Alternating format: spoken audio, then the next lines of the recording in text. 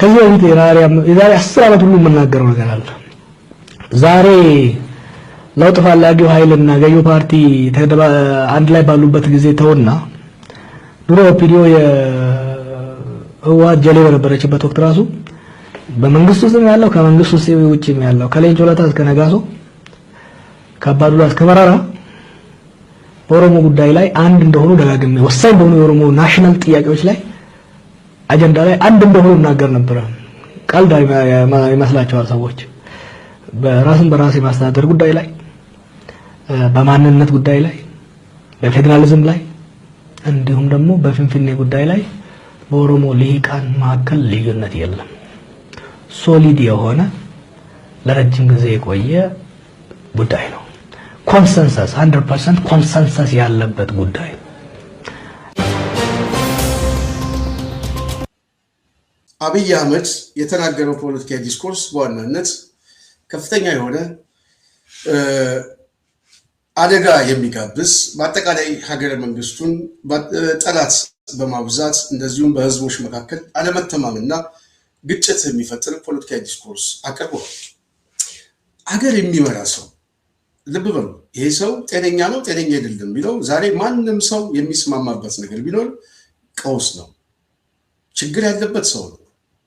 ይሄ ችግር ያለበት ሰው ሀገር ተቀብሎ 130 ሚሊዮን ህዝብ በሰላም ወጥተው ተረጋግተው የሚኖርበትን ሀገር መስርት ተብሎ የኢትዮጵያ ህዝብ በድጋፍ እኮ ነው የገለጸለት ወደ ስልጣን ሲመጣ። ይሄ ሰውዬ ግን መጨረሻ ላይ የሰጠው ቀውስ ነው፣ ጦርነት ነው የሰጠው። እሱ ብቻ አይደለም፣ መጨረሻ ላይ የሰጠው ግን እንደውም ሀገር አልባ ያደረገው ከተማውን ሁሉ እስከ መቀማት የሚደርስ ፖለቲካዊ ዲስኮርስ መጣ። የመጨረሻው ምሽግ ኦሮሞ ውስጥ ገባ። ልብ በሉ፣ የኦሮሞን ህዝብ ሊጠቅመው ነው? የኦሮሞን ህዝብ ሊጠቅመው ነው ወይ? ያውም ምን ላይ ባለበት ትንሽ አንዳንድ ነገር እዚህ ላይ እኔ ትንሽ ሀሳቦችን አስፈል ነበር የጽናት ሚዲያ ቤተሰብ። ይሄ ጦርነት ባለበት መቋጫ የሌለው ደም መፋሰስ እያለ እነዚህ ሁሉ ችግሮች ባልተፈቱበት መሀል ከተማ ላይ ይሄ ሰው እንደዚህ አይነት ፖለቲካዊ ዲስኮርስ ሊያመጣ የሚችል አደገኛ ምሽግ ውስጥ ገብቶ ሲቀሰቅስ ዓላማው ምንድነው? ግቡ ምንድነው ብሎ አንድ ጤነኛ ሰው ከጠየቀ መልሱን ያገኘዋል። ይሄ ነው እምላችሁ። ገተቶች ናቸው የተሰባሰቡት ሁሉ ስብስቡ ከዚህ ቡድን ጋር የተሰባሰበው ሁሉ ዕውቀት አልባ ነው። የፕሮፌሽናል መገለጫ ሊኖር ይችላል። ፒኤችዲ ያለው ፕሮፌሰር ምናምን ብርሃኑ ነጋ ነው። በዙሪያ የተሰባሰቡት እነ አለማየሁ ገብረማርያም የተባሉት ሰዎች፣ የህግ ምሁር የሚባሉት ሰዎች፣ እነዚህ ሰዎች አብይ መረዳት አቅቷቸው ዛሬ ይዟቸው በሙሉ ሰብስቦ ወዴት እየሄደ ነው? ወደ ኬንያ ፖለቲካ ውስጥ እያስገባቸው ነው። እነዚህ ሰዎች ነገ ጠዋት ግን ትውልዱ ሂሳብ ያወራል። በእነዚህ ሰዎች ውድቀት ላይ የተመሰረተ ቅጣት አለው። ያ ቅጣት አልገባቸውም። ሀገር ሲያሳጣ ትውልዱ ብርሃኑ ነጋ አዲስ አበባ ውስጥ በሰላም እኮ አይኖርም። ህንፃ ያለው ሰው እኮ እና ይሄ ሁሉ አልገባውም። በዛሬው ንግግር ብቻ የአብይ ኦሮሞ ነገውን እፈራለታለሁ እየጸፈያለሁ። ለምን መሰላችሁ እንደዛም ብለው? ይሄ ሰው በቀጥታ የኦሮሞ ተወካይ አድርጎ ነው ኦህዴድ በአጠቃላይ ራሱን የሚበይነው እኔ የኦሮሞ ተወካይ ነኝ ብሎ። ይህንን የሚከራከሩት ሰዎች በተቃውሞ ጎራ ያሉ ሰዎች ናቸው፣ እኔን ጨምሮ። ለምን መሰላችሁ? እንደዚህ አይነት ፖለቲካዊ ናሬቲቭ ቅስቀሳ ነገ ጠዋት እንደ ህዝብ ሊያስከፍለው የሚችለው አደጋ በጣም ከባድ። ምክንያቱም ይሄ ቡድን ይሸነፋል። ተሸንፎ ባለበት ሰዓት ያውም በዚህ ተንቆታክቶ ብዙ የማይቆይ ሰዓት ይሄ ቡድን ከተሸነፈ በኋላ ዋጋ ህዝቡ እንዳይከፍል መከላከል ውስጥ ነው የምንገባው። እንደ ህዝብ ሰው ብያን እንዳይዝ፣ ፖለቲካዊ ዲስኮርሱ ወደ ህዝብ ውስጥ እንዳይገባ፣ ከዚህ ከካድሬው እንዳያልፍ የመከላከል ስራ ነው የምንሰራው። በነገራችን ላይ በዚህ ጉዳይ አንዳንድ ሊቃኖች መረጃ በመውጣት ሀሳቦችን በመስጠት ምናምን በጣም ትልቅ ስራ የሚሰሩ አሉ። እኔ ቀጥሉበት ነው። በአጠቃላይ ፖለቲካዊ ዲስኮርሱ ነገ ጠዋት ተቀይሮ መልኮቹ ብዙ ሊሆኑ ይችላሉ። ስለዚህ በጣም ጠቃሚ ነው ህዝቡን ከማዳን። ህዝቡ በዚህ ሰዓት በትክክለኛ እውነተኛ ሊቃን ያስፈልገዋል ብዬ አስባለሁ። ምክንያቱም ጠላት እያበዛበት ነው አብይ አህመድ። በዚህ መሰረት ከሁለት ሉዓላዊ አገር ጋር በጦርነት ተፋጦ አብይ ልብ በሉ ከሁለት የታጠቀ ብሔረሰቦች ጋር ደግሞ ህልውናችሁን ካላጠፋው በሚል ተላትሞ ነው የሚገኝ። ከትግራይ ከአማራ በዋናነት እንየው ካለ እንደው ኦነግን አውጥተን ወለጋ ላይ ያለውን እንኳን እሱን እንደው እንቶ ሳንናገር እነዚህ ሁለት ብሔረሰቦችን ከፍተኛ አደጋ ውስጥ ናቸው። ህልውናቸውን ለማጥፋት አብይ አህመድ በድሮንም በሰራዊትም እየቀጠቀጠ ባለፉት 8 ዓመታት እዚህ አካባቢ ላይ ነው ገንዘቡን የሚያፈሰው።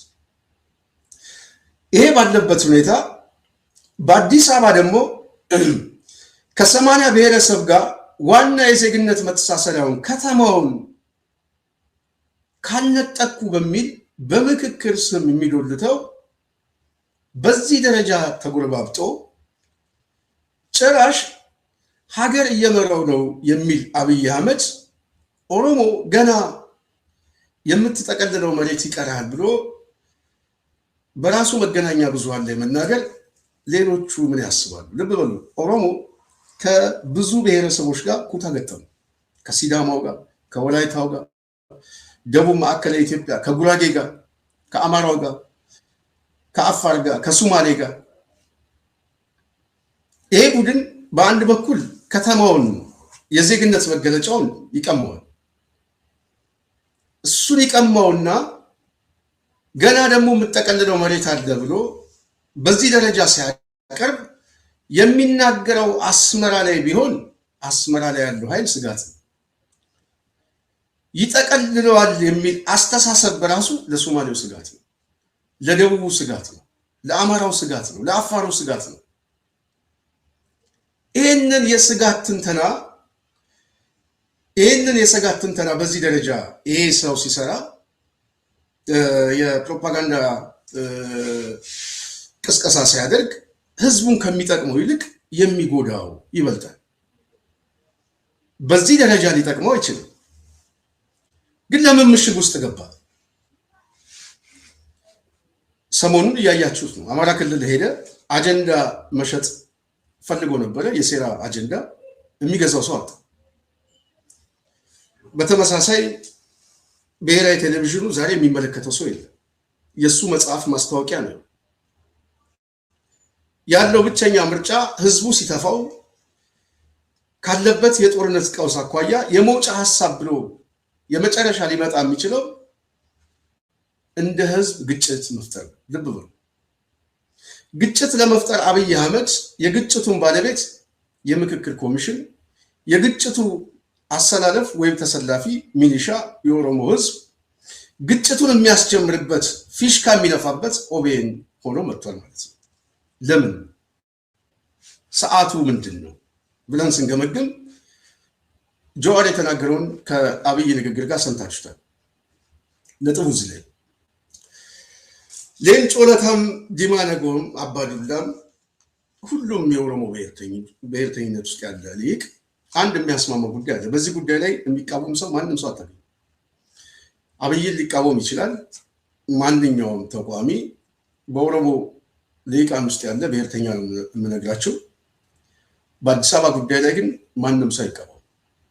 እሱን ተቃወመ ማለት የማዕዘን ድንጋይ ነው። አጠቃላይ የብሔርተኝነቱን ትግል ተቃወመ ማለት ነው። ስለዚህ ያ ሰው ከሂደቱ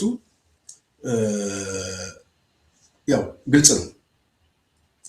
ስለዚህ የአዲስ አበባ ጉዳይ በኦሮሞ ናሽናሊስቶች ላይ ትልቅ የፖለቲካ ኢንስትሩመንት ነው፣ መሳሪያዎች ናቸው።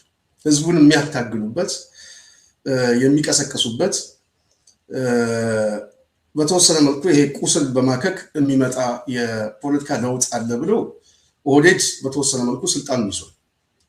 እሱ ላይ እንመጣበታለን። ግን የቅስቀሳ ዋነኛ መሳሪያ ግን መሬት ስለሆነ መሬቱን የሚጠቀሙት በዚህ ጉዳይ ነው። ልብ በሉ። ይሄ የአዲስ አበባ የባለቤትነት ጥያቄ የኦሮሞ የባለቤትነት ጥያቄ ሳይሆን ሊቁ የሚያስበው የዘረፋ የባለቤትነት ጥያቄ ነው። የኦሮሞ የባለቤትነት ጥያቄ በዋናነት ኢትዮጵያ ነች እንጂ አዲስ አበባ አይደለችም። በኢትዮጵያ ማዕቀፍ ውስጥ እስካለ ድረስ እኔ ባለቤት ነኝ የሚለው ኢትዮጵያዊ በመሆኑ መሬቱ የኔም ነው ማለት የትም ቦታ ላይ በዜግነት መብቱ ነው።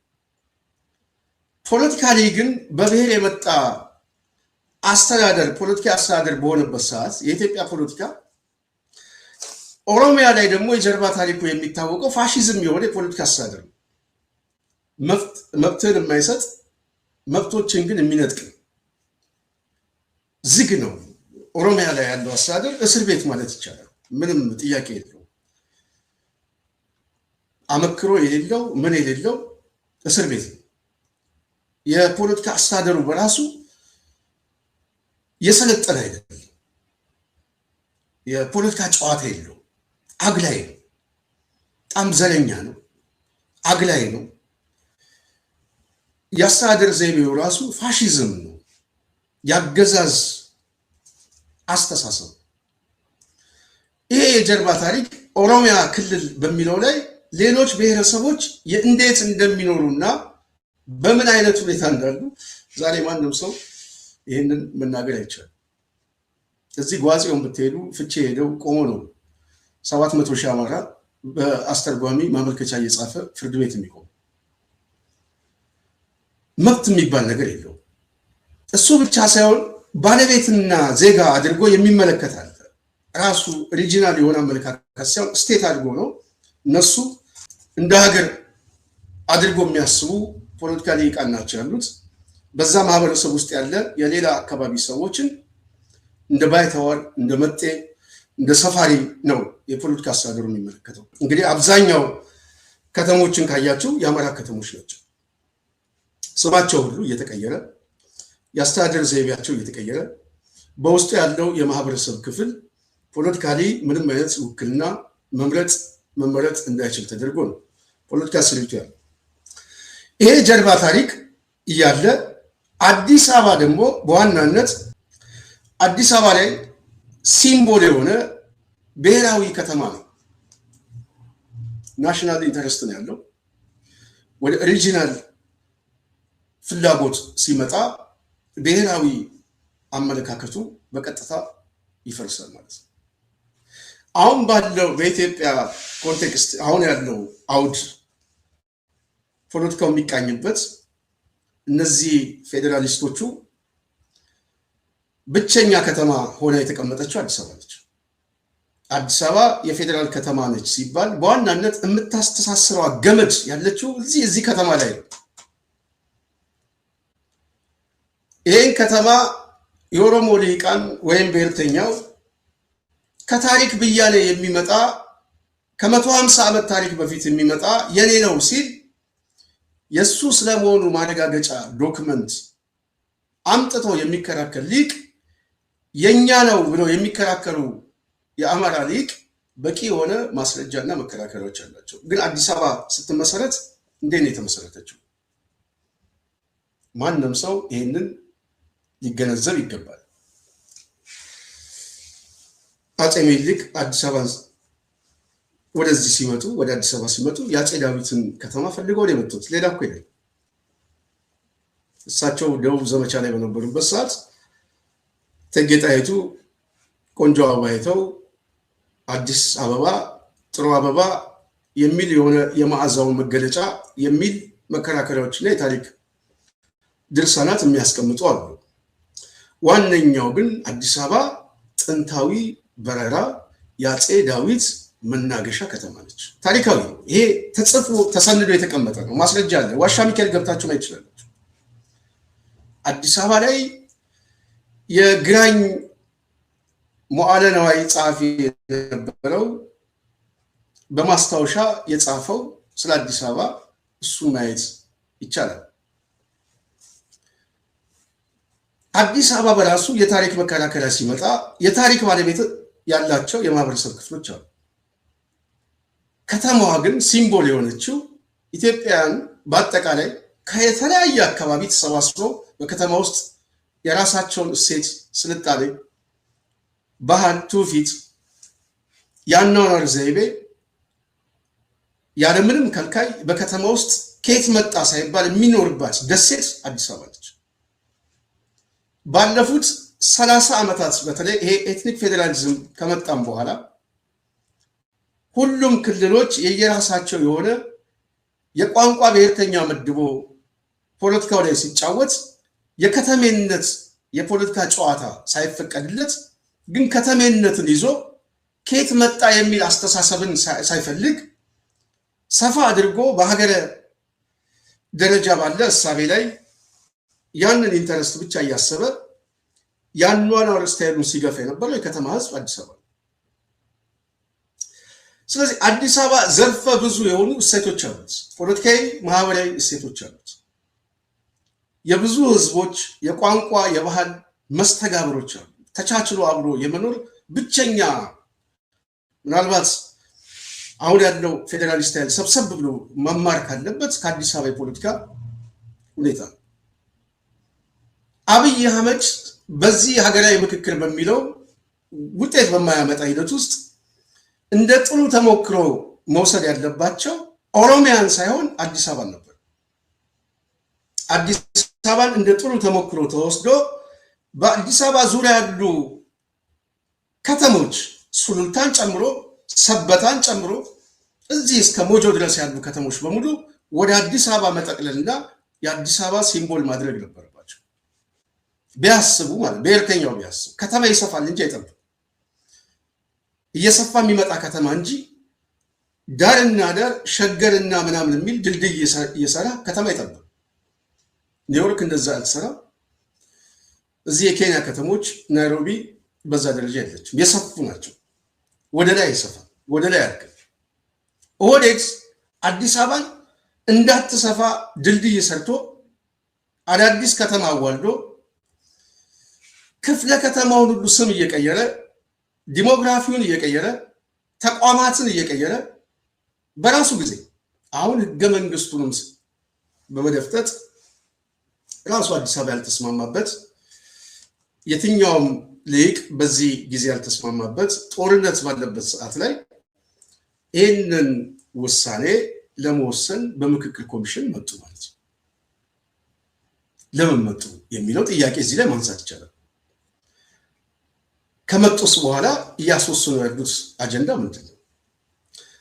ከዚህ በፊት የምታስታውሱት ከሆነ በተለይ አዲስ አበባ ራስ ገዝ፣ የፌዴራል ክልል እንደዚሁም ኦሮሚያ ብለው ምርጫ ሰጥተው 4 ምርጫዎችን እንዳስገቡ የምክክር ኮሚሽኑ ገለጸ። ልብ በሉ። ለምን 4ኛ ያደረጉት? በተለይ ኦሮሚያ የሚለው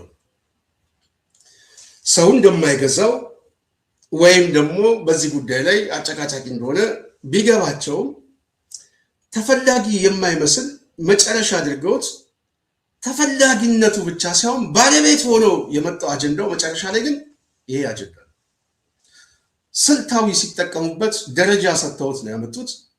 መጨረሻ ላይ ግን ያመጡት ግን በጉልበት ነው። በምክክር የመጣ ዲያሎግ ለማስመሰል የሚሄዱበት መንገድ እንጂ ዋነኛው አሳሰቡ ግን ፖለቲካዊ አሳሰቡ ጉልበት ነው። የአዲስ አበባ ጉዳይ ደግሞ የመጨረሻው መቋጫ ነው። ቀደም ያልኳችሁ የብሔርተኝነቱ መቋጫ ሲምቦል ነው፣ ፒራሚድ። ይሄ ናሽናሊስት በዋናነት ባለፉት የተራዘመ ዘመን ሲያክበት የነበረው 2 ጉዳዮች አሉ። አንዱ መሬት ነው፣ 2 ስልጣን። የመሬት ጉዳይ በዚህ ህገ መንግስት አይቀየርም የሚለው የአማራ ከተሞችን በሙሉ ወይም የአማራ ባህሎችና ህዝቦች የሚኖሩበት ነባር ስሞች ሁሉ በመጠቅለል ስም በመቀየር ሰፊ መሬት ይዟል። ይህንን ይዞ ተጨማሪ መሬት ነው የሚፈልገው። ተጨማሪ መሬት ሲፈልግ አብይ አህመድ ምንድን ነው የሚለው? ገና አልተጠቃለሉም ነው የሚለው። መጠቃለላቸው ግን አይቀርም። በምን? በጉልበት ነው።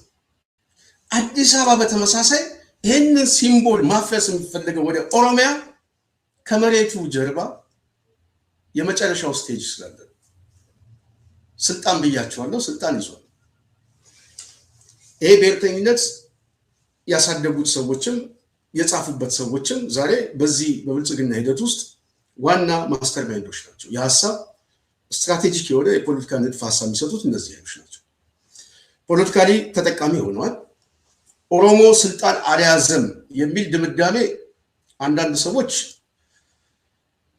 ይህንን ጉዳይ የሚቀበሉ ሰዎች አሉ። የማይቀበሉ ሰዎች አሉ። ኦሮሞ የመረጠው መንግስት የለም የሚለው ቢያስማማንም በከፊል ከኦሮሞ ጥያቄ ውስጥ አንዱ ግን የስልጣን ጥያቄ ነው። የስልጣን ጥያቄው አልተመለሰም ከተባለ ማመጽ ነው። ማመጽ መታገል የሚታገሉ ሰዎች አሉ፣ ግን በቂ የሆነ ትግል በልሂቃን ውስጥ የለም። ጥቂት ሰዎች ናቸው፣ በጣት የሚቆጠሩ ሰዎች ናቸው።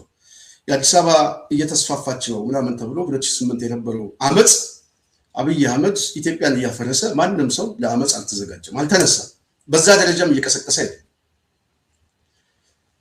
የሲምቦሉ ጥያቄ ግን የአዲስ አበባ ጥያቄ ይህንን ሁለተኛ ጥያቄ የሚመጣው ከስልጣን ያለፈ ደግሞ የመሬት ጥያቄ ነው።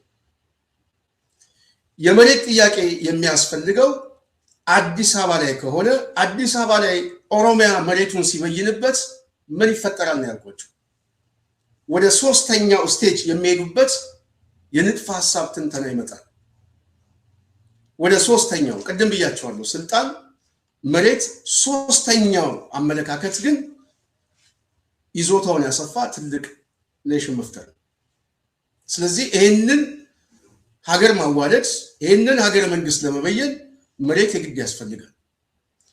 መሬት የሚያስፈልገ ከሆነ አሁን ባለው እንግዲህ ህገ መንግስት ኦሮሚያ የሚል በዙሪያው በተሰባሰበ የተለያየ ብሔረሰቦች የየራሳቸው ክልል ውስጥ የከተቷቸውና እነሱም ያስገቡት ብዙ የቆዳ ስፋት ያለው መሬቶች አሉ።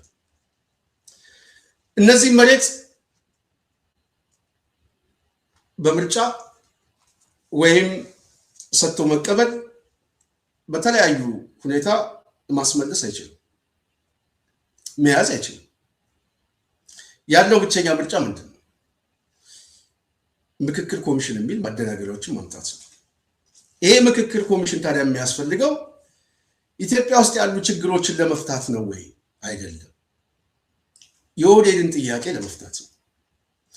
የኦህዴድን ጥያቄ ለመፍታት አስቻይ ሁኔታ መሬት ላይ አለ የለም ብሎ አንድ ሰው የሚጠይቅ ትክክል ነው። አስቻይ ሁኔታ የለም። ይሄ አስቻይ ሁኔታ ከሌለ ጥያቄውን በራሱ ሁኔታ አድርጎ ነው የሚያስመልሰው። ኦኬ፣ በዚህ ሂደት ውስጥ አጀንዳውን አስወስኖ ቢመጣ ወደ አፈጻጸም የመሄድ አቅም አለው ወይ ብለን ስናስብ አቅም የለውም። ችግር መፍጠር ግን ይችልበታል። ለምን ችግር ይፈጥራል? እዚህ ላይ እንነጥብ። ችግር ምንድን ነው የሚፈጥረው? የሚገዙት ሰዎች አሉ፣ ልሂቃኖች አሉ። እነዚህ የሚገዙት ልሂቃን የአዲስ አበባ ጉዳይ ሲምቦል የሆነ ማሳያ ስለሆነ በአዲስ አበባ ጉዳይ ላይ አብይ አህመድ ወደ መሃል ከመጣ እዛ ቅርቃር ውስጥ የሚገባ ከሆነ በዚህ ጉዳይ ላይ ብቻ አሊያንስ እፈጥራለሁ ብሎ ያስባል፣ ምሽግ አገኛለሁ ብሎ ያስባል። ይሄ ምሽግ ወዴት ይሄዳል? ወዴት ይሄዳል?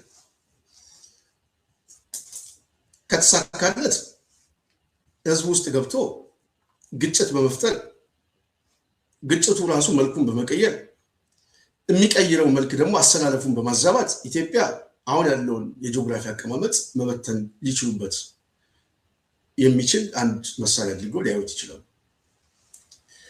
ሁለተኛ፣ በራሱ ይህንን አጀንዳ ይዞ በመምጣቱ በኢትዮጵያ ውስጥ ሊፈጠር የሚችል መካረርና መጠባበቅ፣ በህዝብ መካከል ከፍተኛ ቅራኔና መደናገጥ፣ መረበሽና አደገኛ መልክ ሲቀየር ይሄ አገዛዝ ሌሎቹ ሲጠባበቁ ወደ መሃል ላይ ስልጣን እናስጠብቃለሁ ብሎ ያስባል። ስለዚህ ሐሳቡን የሚያስበው ከራሱ ጥቅም ነው። ውጤቱ መጨረሻ ላይ ግን ከቁጥጥር ውጭ ከወጣ ግን እንደ ሀገር ፍርሰት የሚያጋጥም ከባድ ቀውስ የሚያመጣ። ይህንን ታዲያ አጀንዳ ለማስፈጸም ምን አስቻይ ሁኔታ አለ? አሁን ባለው ቁመና ልብ በሉ። የምክክር ኮሚሽን የሚሏቸው ሰዎች ዛሬ አብይ አህመድ ዘሀበሻ እንደዘገበው ይሄንን ዘግቧል። የዘሀበሻን ባሳያችሁ ይኸውላችሁ፣ ዘሀበሻ የዘገበው ዘሀበሻ የዘገበው ይሄ ነው። አብይ አህመድ ትእዛዝ ሰጠ ይላል። ለምክክር ኮሚሽኑ ትእዛዝ እየሰጠ ነው። ብልጽግና ባስቀመጠው አቅጣጫ መሰረት እየሄደ አይደለም። የማን ኮሚሽን ነው? የብልጽግና ኮሚሽን ነው። ከብልጽግና ውስጥም የማን ኮሚሽን ነው? የኦህዴድ ኮሚሽን ነው። ዛበሽ የዘገበው ነው ማሳያቸው። ይሄ ባለበት ሁኔታ ልብ በሉ የጽናት ቤተሰብ ምንድነው ሊያስፈጽም የሚፈልገው ስንል ትልቁ መሳሪያቸው አዲስ አበባን መጠቅለል ወይም አብይ አህመድ በዛ ደረጃ ዲስኮርስ እያለማመደ መምጣት ለጠቅላይነቱ አንድ መሳሪያ አድርጎ ነው የሚያዩት። ሁለተኛ ግን የመጨረሻው ፍጻሜ ያለው አዲስ አበባ ላይ ይሄንን ማመን ያስፈልጋል ብዬ አስባለሁ። ምናልባት ኢትዮጵያ ውስጥ ጦርነት አለ፣ ምንም ጥያቄ የለም። በተለይ አዲስ አበባ እና ለአማራው ትግል ደግሞ ከወልቃይት በላይ በወልቃይት ጉዳይ የአማራው እንቅስቃሴ ስትራቴጂክ ጉዳይ ነው። የመውጫ የምናምን የፖለቲካ ትንተና የሚሰጥበት የአዲስ አበባ ጉዳይ ግን ስትራቴጂክ ጉዳይ አይደለም። ራሱ የአማራው ሲምቦል፣ የባህል፣ የታሪክ፣ የሀገረ መንግስት፣ የስልጣኔ የብዙ መገለጫ ትውፊታዊ አሻራዎች ያሉት አዲስ አበባ ላይ አዲስ አበባ ላይ አማራው ይሄንን ሲነጥቁት በተመሳሳይ በሀገረ መንግስቱ ላይ የሚያስከትለው አደጋና ፍርሰት በአማራው ላይ ሊፈጥር ይችላል። በአማራው ላይ በፍጥነት ነው የሚፈጥረው። እንደ ወልቃይት አይደለም አጀንዳው። የአዲስ አበባ አጀንዳ በራሱ ከአማራ ስነ ልቦና ጋር የተሳሰረ ነው። የኔ ነች ሌሎቹ መኖር የለባቸውም ግን አይደለም፣ ስነ ልቦና አይፈቅድም። ይሄ ነው ትልቁ ኳሊቲ። የኛ ናት ነው የሚለው። የኛ የሚልና የኔ የሚል አስተሳሰብ አለ። ኦህዴድ የሚያስበው የኛ ሳይሆን የኔ ነው። አማራው ግን በዚህ ከተማ ውስጥ ከፍተኛ የሆነ አሻራ አለኝ፣ ፖለቲካዊ፣ ማህበራዊ አሻራ አለኝ። በተለይ ከተማውን ሜዳውን ጠርጎ ዛፍ ቆርጦ ቀደምት የነበረች የነገስታት ከተማ እንደመሆኗ ፍልፍል ዋሻዎች ሁሉ ዛሬ አደባባይ ላይ ማንም ሰው ሄዶ መጎብኘት ይችላል።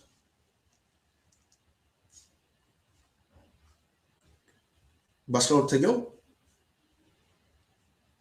ክፍለ ዘመን አካባቢ ነበሩ። ስለዚህ እዚህ ከተማ ላይ የነበረ ታሪካዊ ዳራዎቹን በሙሉ ማጣት እና ክልሉ ላይ ያለ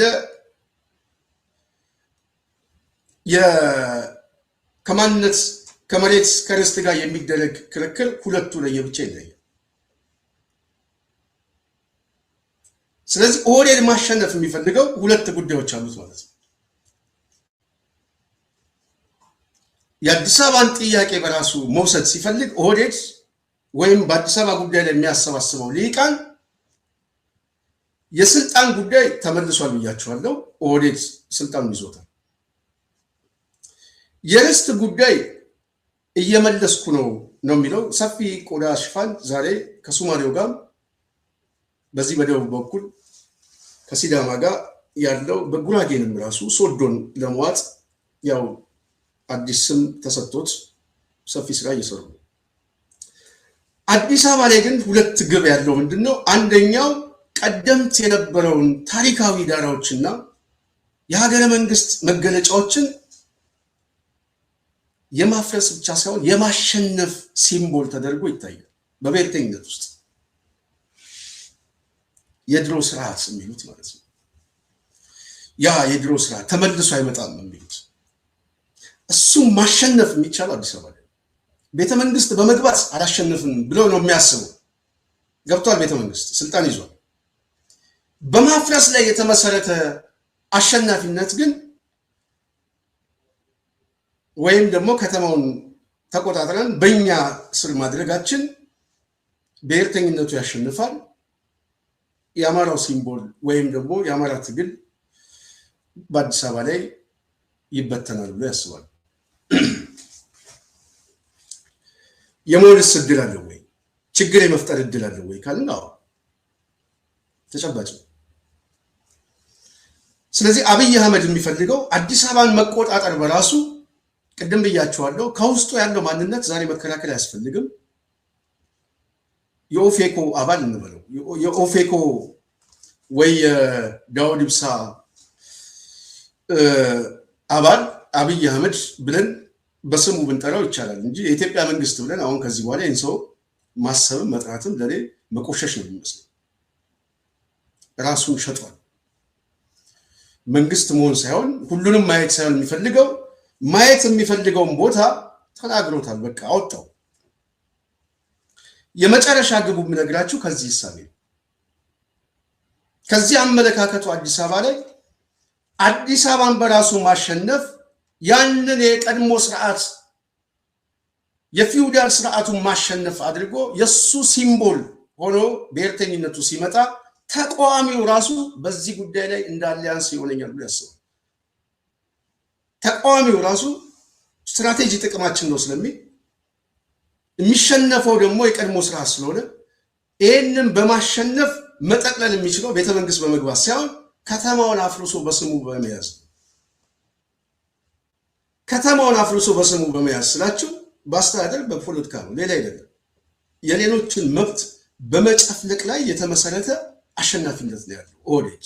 አጠቃላይ ይሄ ናሽናሊስቱ ጨቋኝ ነው ገፊ ነው ምናምን የሚሉትን ትርክት ማሸነፍ እስካሁን ፈልገው አጥተዋል። ባህረ መዝገቡ ላይ የለም። ቤተመንግስት ገቡ፣ ማዘጋጃ ቤት ገቡ፣ ሐውልት አፈረሱ። እሱ ሁሉ አድርገው ውስጣቸው ሊወጣላቸው አልቻለም። የመጨረሻው ማሸነፍ ያለብን ከተማውን በመጠቅለል ላይ የተመሰረተ የበላይነት ማሳየት ነው። ይሄ ሁለት ጉዳይ ያሸነፉበታል ማለት ነው። አንድ የሀገረ መንግስቱን ብያኔ ቶታሊ በፍጥነት ይፈርሳል። ሶሻል ኮንትራቱ ያለው አዲስ አበባ ላይ ብሔራዊ ከተማውን ሁሉም ዜጋ የሚያሳስረውን ከተማ ስትቀማው የጋራ የወል ትርክት ታጣል። ሁሉም ይበተን።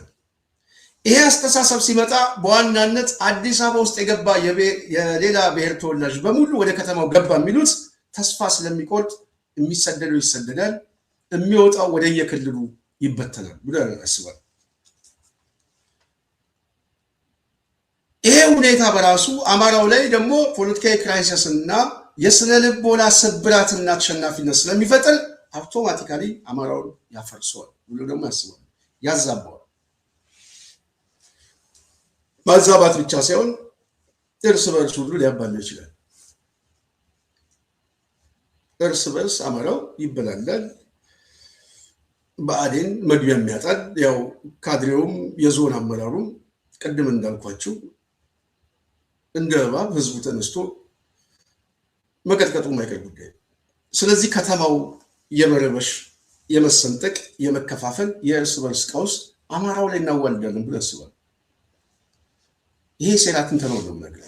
ይሄንን ሲያስቡ ሀገረ መንግስት ማፍረስ ብቻ ሳይሆን ከፍርሰቱ የሚመጣ አስተሳሰብ ደግሞ ሌላውን ደግሞ ያፈርሳል ብሎ ስለሚያስቡ ነው።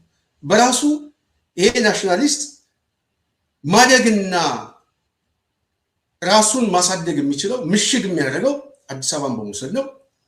አዲስ አበባን መውሰድ በራሱ ሀገር ማፍረስ ነው። የመጨረሻ ግቡ እሱ አሸናፊ ሆኖ መውጣት ነው።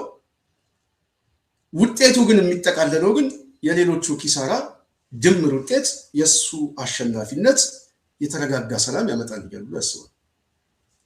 እንደ ሀገር አስበዋል። ህዝቡ ቤቱን ስትነጥቀው መሄጃ ስታሳጣው ሀገሩን ስታፈርስበት ሊፈጠር የሚችለው ስብራት ኦህዴድስ አንድ ቀን ያድራል ወይ ብሎ ማሰብ የግድ ያስፈልጋል። ስለዚህ እነዚህ ሰዎች ወዴት እየገቡ ነው? እነዚህ ሰዎች ወደ ጥፋት እየገቡ ነው። ወደ ጥፋት ሲገቡ በዚህ በአዲስ አበባ ኬዝ ብቻ በኢትዮጵያ ውስጥ ካሉ ብሔረሰቦች ጋር በሙሉ አደገኛ ቅርቃር ውስጥ ይገባሉ። የአዲስ አበባ ኬዝ ብቻ የአዲስ አበባ ኬዝ ብቻ ኦህዴድ ከብሔረሰቦች ጋር አደገኛ ቅርቃር ውስጥ ሲገባ ከአማራው ጋር ግን የለየለት ሲቪል ዋር ሊጀምር ይችላል። ከባድ ነው። የሸዋ መናገሻ ከተማ ነው። በነገራችን ላይ እንደዚሁ በቀላሉ የሚታይ አይደለም። አንዳንድ ሰው ቅድም አንዳንድ ሀሳቦች ሰጥቼ ነበረ። በተለይ ከዚህ ከወልቃይት ጉዳይ ምናምን አማራው ሲታገልበት የነበረ እስካሁንም ፖለቲካዊ መካረር ውስጥ የገባበት ጉዳዮች አሉ። ክልሉን ግን አላፈረሰው። ክልሉን አላፈረሰው። ሪጂናል ስቴቱ አለ። ፖለቲካሊ መካረር እና አስተዳደራዊ ጥያቄዎቹ የማንነት ጥያቄዎቹ ይነሳሉ። እነሱ ፖለቲካዊ ጥያቄዎች ናቸው። የህልውና አደጋ ግን አልኖሩበት። እነዚህ ጉዳዮች በሱ ስር ባይሆኑም ቢሆኑም ትናንትና የህልውና አደጋው አልሆነም። የመታገያ ኮዝ ነው የሆነው። አዲስ አበባን ማጣት ግን የህልውና አደጋ ነው። ወዴት ከገባ ማለት ነው። በራሱ አማራውን የሚያፈርሰው የህልውና አደጋ ነው። አብሮ ሊቆም አይችልም። ከዛ በኋላ በአዲስ አበባ ጉዳይ ላይ ህብረት የሌለው አማራ አብሮ ሊቆም አይችልም። በተመሳሳይ ቅድም ጀዋር ያለው በአዲስ አበባ ጉዳይ ላይ እኛ ተመሳሳይ ነን፣ አባዱላም ኩማድም መክሳም እኔም ተመሳሳይ ነን ሲል አብይ አህመድን ምሽግ ውስጥ መግባት የፈለገው ይሄ ነው።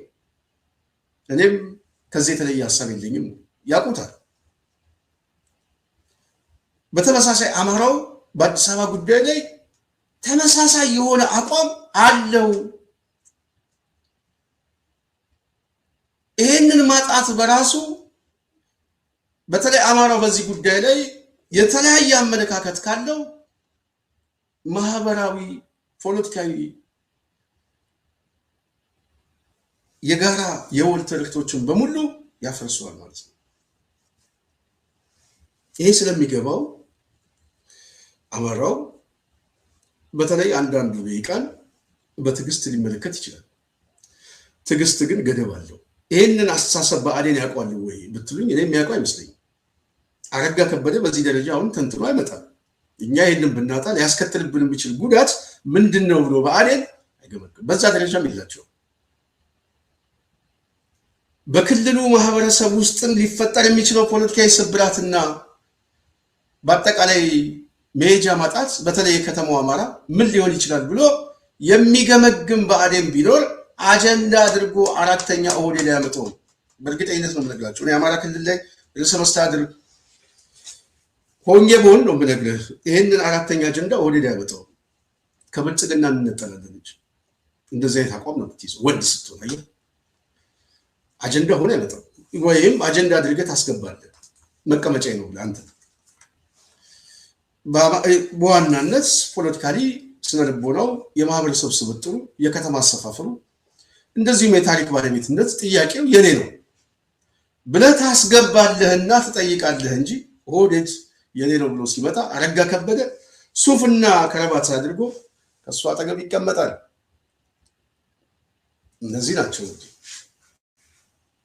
እነዚህ ናቸው የአማራ ተወካዮች ማለት ነው። ስለዚህ እነዚህ የአማራ ተወካዮች ከዚህ የምክክር አዳራሽ ሲወጡ ይዘውት የሚወጡት ምንድነው? ተሸናፊ ሆነው የሚወጡት። ልብ በሉ፣ ተሸናፊ ሆነው ክልሉን አስረክበው ሲወጡ የሚጠብቃቸው ህዝብ ሁለት ጉዳይ ነው። አንድ ቤት ለቤት ሂሳብ ማወራረድ፣ ሁለተኛው ግን እንደ አማራ እንደ ክልል መበተን። ሌላ ምርጫ የለው። ሁለት ምርጫ ነው ያለው። ይህንን ምርጫውን ብአዴን ተቀብሎ ከኦህዴድ ጋር ለመሞት ተስማምቶ የመውጫውን ሐሳብና ጥልቅ የሆነ ትንተና ሳይኖረው አዲስ አበባን በነገራችን ላይ 2011 ነው የተስማማው። አዲስ አበባን ሲስማሙ 2011 ነው የተስማሙት። በዚህ ጉዳይ ላይ ጣልቃ እንዳይገቡ እናንተ ይሄን ያዙ እኛም ይሄን እንይዛለን ብሎ ማለት ነው። ተስማምተውብናል እላያችን ላይ። ይህንን የውስጥ ስምምነት ኦህዴድ ስለሚያውቅ በትዕቢት ደረጃ ብቻ ሲሆን ደረቱን ነፍቶ አስፈጽማለሁ የሚለው የአፈጻጸም ጉዳይ የሚሆነው ምንም አታመጡም የሚል ያው የስምምነት አጀንዳ ስላላቸው፣ ውጤቱ ግን ሀገር ማፍረስ ነው። ውጤቱ ራሱ አማራውንም መበተን ነው። ይሄ ደግሞ በጣም ከባድ ቀውስ በሀገር ደረጃ የሚያስከትል። ስለዚህ የሚገባ አማራ አንዳንድ ጊዜ አማራ ሊቃን እኔ በጣም ብዙ ስለሚገርመኝ ነው። ቅርብ ጊዜ ጃዋር አምስተኛው ረድፍ ብሎ ምናልባት ስቴቱ ኮላፕስ ሊሆን ይችላል ብሎ ምክር ሀሳብ እየሰጠ ነበር፣ የመውጫ ሀሳብ። ትንተናዎች ይሰራል። እዛ አካባቢ በደንብ ምክር ሀሳብ ይሰጣል። በተለይ ኦህዴድ አሁን ያለበት የቀውስ ትንተና የመውጫ ሀሳብ ይመጣል። አዛውንቶቹም ሽማግሌም ብለው ሰብሰብ ብለው እስቲ ወደ መቀሌ እንሂድ ምናምን ይላሉ። ከጥቅማቸው የሚመጣ አሰላለፍ በተለይ ስልጣን ለመጠበቅ የሚሄዱበት መንገድ ትብብሮች አሉ። የሀሳብ ምናምን ብዙ ስትራቴጂክ የሆነ ትብብሮች አሉ።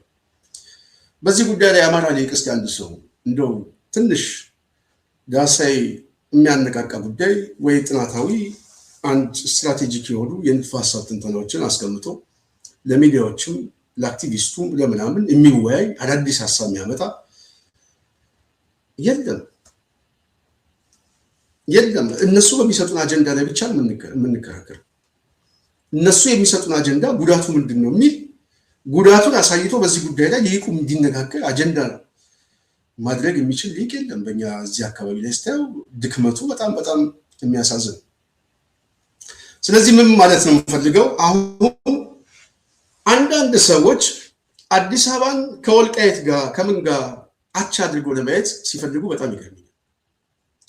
የወልቃይት ጉዳይ ወይም እዛ አካባቢ ያለው ፖለቲካዊ መካረሩና እስካሁን ድረስ አማራው የታገለበት ጥያቄ ነገ ጠዋት በብዙ መልኩ መልስ የሚያገኝለት ይመስለኛል። በአብይ ዘመን መልስ አያገኝለትም። ወደፊት ግን አብረው አዲስ ሀሳቦችና ብዙ መልኮች የሚቀየሩበት ነገር ሊመጡ ይችላሉ ብዬ ተስፋ አደርጋለሁ። የሆነ ሆኖ ግን እዛ አካባቢ ካለው ማህበረሰባዊ ጥያቄ፣ ፖለቲካዊ ጥያቄና የአዲስ አበባ ጥያቄ ለአማራው በአቻነት መቅረብ የማይችል ነው። ፈጽሞ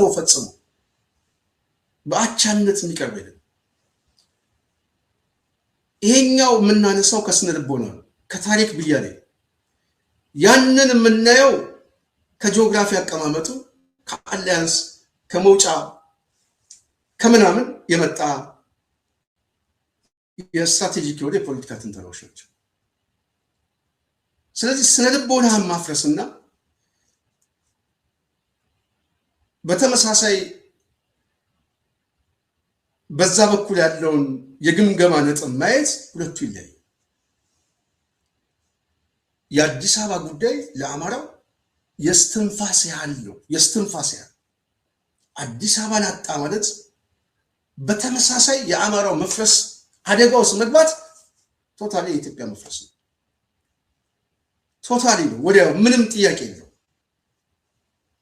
ስለዚህ አዲስ አበባ ለአማራው ስትራቴጂክ ነው፣ በጣም ስትራቴጂክ ነው።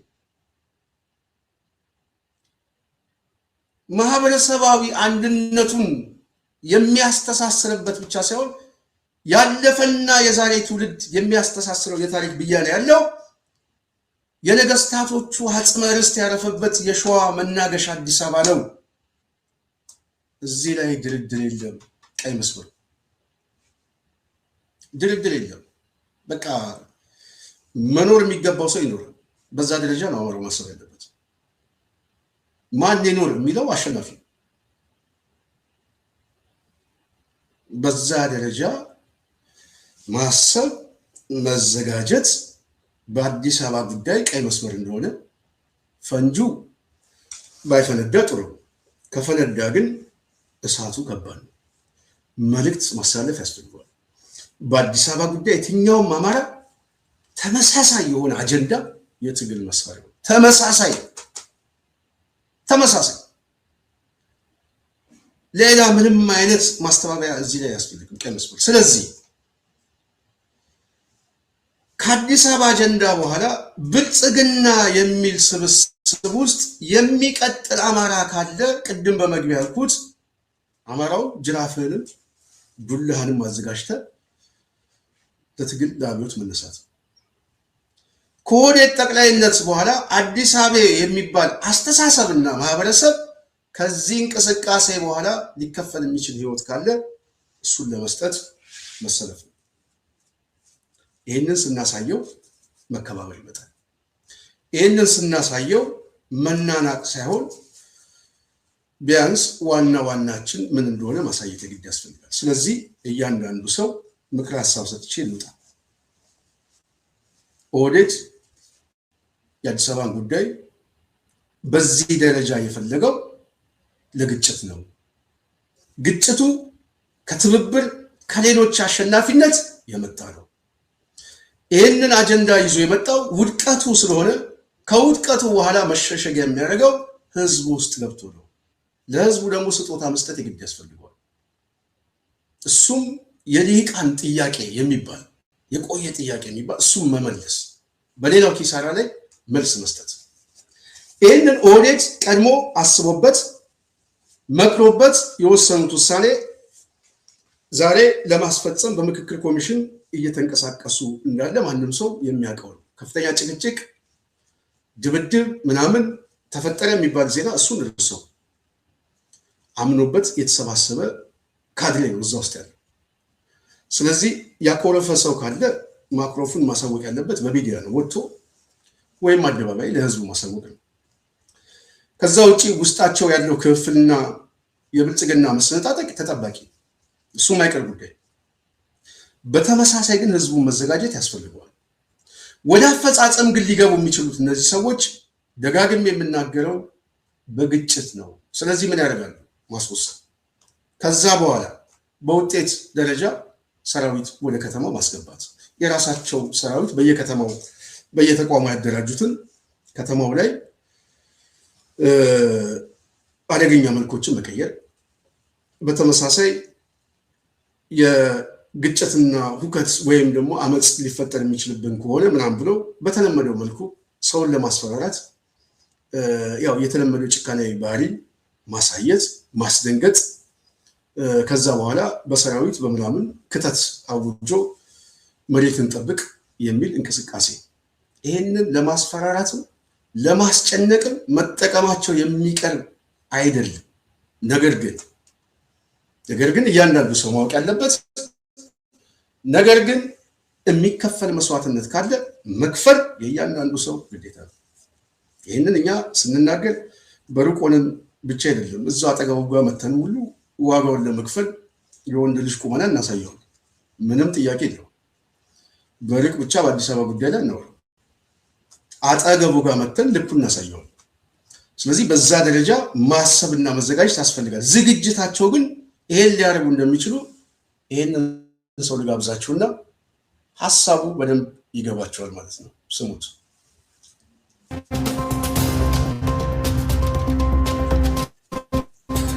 ይሄ የፍንፍኔ ጉዳይ ምላሽ ካላገኘ መዘዙ ምን ይሆናል ብለህ ትገምታለህ? አገሪቷ ትፈርሳለች። ይሄ የፍንፍኔ ጉዳይ አሁን ዛሬ የመንግስት አፈናን ፈርተው ጥቅማችን ይቀርብናል ብለው በለሆሳስ የኦሮሞን ጉዳይ ሬ ነገር አደጋለሁ ምናምን እያሉ የሚያወሩት ሰዎች ከዛ የባሰ አደጋ ይገጥማቸዋል። ዝም ብለን አናይም። ሰራዊቱም ከጫካ በከተማው ላይ አደጋ ሊያደርስ ይችላል። ከአሁን ጀምሮ እንደዚህ አይነት ውይይቶች ተደርገዋል። ኦልሬዲ ሰራዊቱ በቀጥታ ከተማው ላይ ያነጣጠረ ጥቃትን ማድረግ አለበት። በኮሚሽን ያነጣጠረ በግለሰብ ደረጃ የሚሆን በአባሎች ላይ እንደ ተቋም ያነጣጠረ እርምጃ እንዲወስድ ጥሪ ተላልፏል። ኦልሬዲ አክቹዋሊ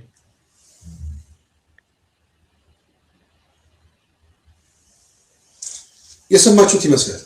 እንግዲህ ምንድነው አንዳንድ ጊዜ አየር ላይ የሚተነፍሱትና ያው ከቁመና የሚመጣ እንቅስቃሴያቸውን ለማሳየት የሚፈልጉ አሉ። አያደርጉትም ሳይሆን የሰማችሁት እንግዲህ ጸጋዬ አራርሳ የተባለ ሰው ሰራዊት እናስገባለን አዘጋጅተናል ያሉት። አዘጋጅተናል ሲሉ ማን ነው የሚያዘጋጀው? ኦህዴድ። በኦህዴድ በኩል ነው የሚዘጋጀው። የሚገባ አለ ይሏል። የገባው በቂ ነው። ማት የገባ ገዳ ኮማንዳ አለ። ዞሮ ዞሮ ግን ይሄ ቡድን ሁሉ ጊዜ አንደኛ ፖለቲካውን የሚጫወተው አየር ላይ ነው።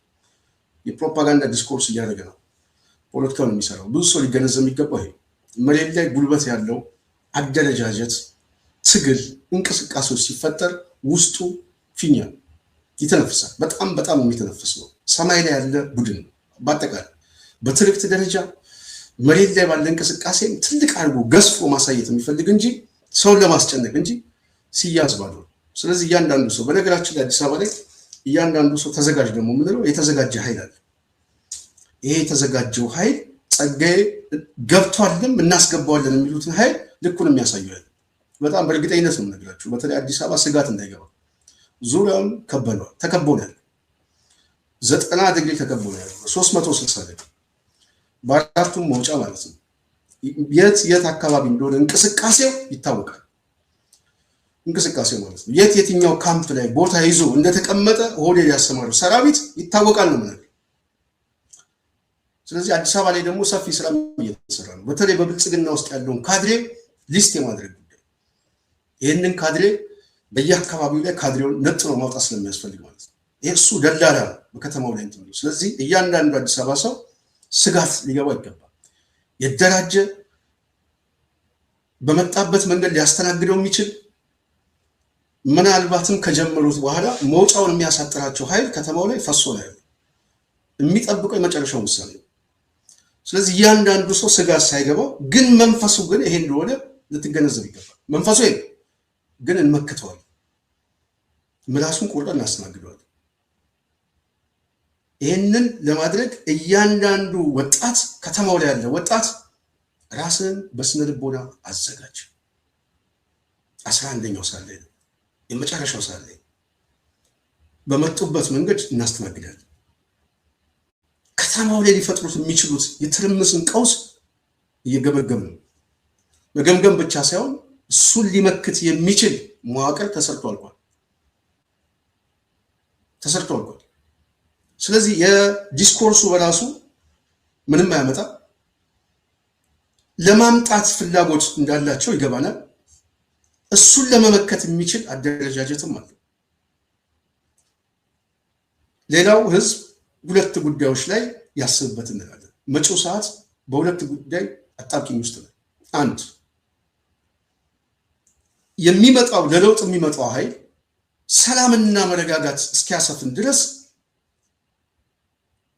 በኦህዴድ ውስጥ ያለ የተንጠባጠበ ኃይል አስቸጋሪ መልኮችን ለመቀየር እዚህም እዛም መሯሯጡ የማይቀር ጉዳይ። በተመሳሳይ ይሄ ቡድን ሲሸነፍ ደግሞ የሚመጣው ኃይል እያሸነፈው ሲመጣ ሲሸነፍ ሊፈጥረው የሚችለው ይሄ ሰው የተናገረው ያስገቡትና የሚያስገቡትን ችግር መፍጠር። ስለዚህ ለዛ ሁለት ጉዳይ ያስፈልገናል። አንድ መደራጀት፣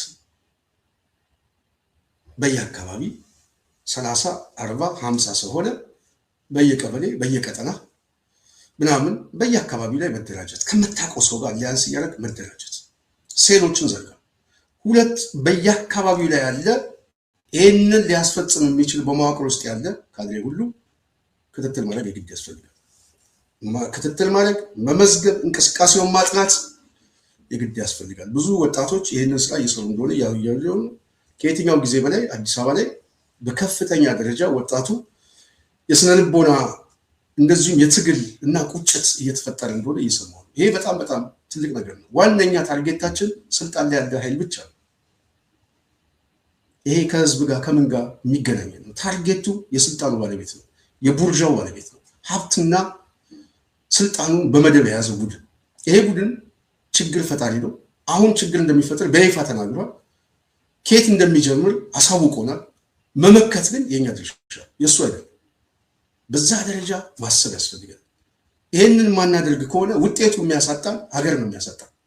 ሀገር ሲያሳጣን ከዛ በኋላ ቃህን ይዘህ እንኳን ተሰደድ አይልም፣ ድምፅን ነው የሚያጠፋው። እጅግ በጣም የጀርባ ታሪኩ ጨካኝ ነው። ብዙ ወንጀል ያለበት ቡድን። አንድ ከተማ ህዝብ ጠፍቶ ዛሬም ስልጣን ላይ ያለ ቡድን መሆኑ ብቻ አይደለም፣ ገና 5 ዓመት ይቀጥላል ብሎ የሚያስብ ሰው።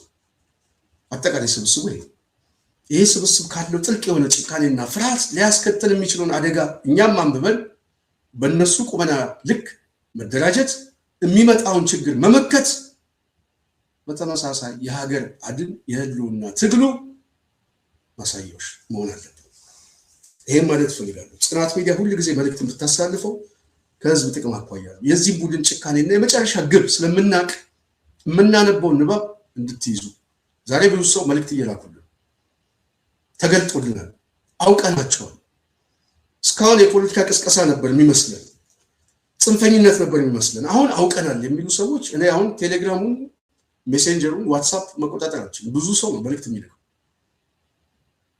ውጤቱ ግን መደራጀት ነው፣ ማወቅ አይደለም። ካወቃችሁ በኋላ በየአካባቢው ላይ ሴሎችን መዘርጋት።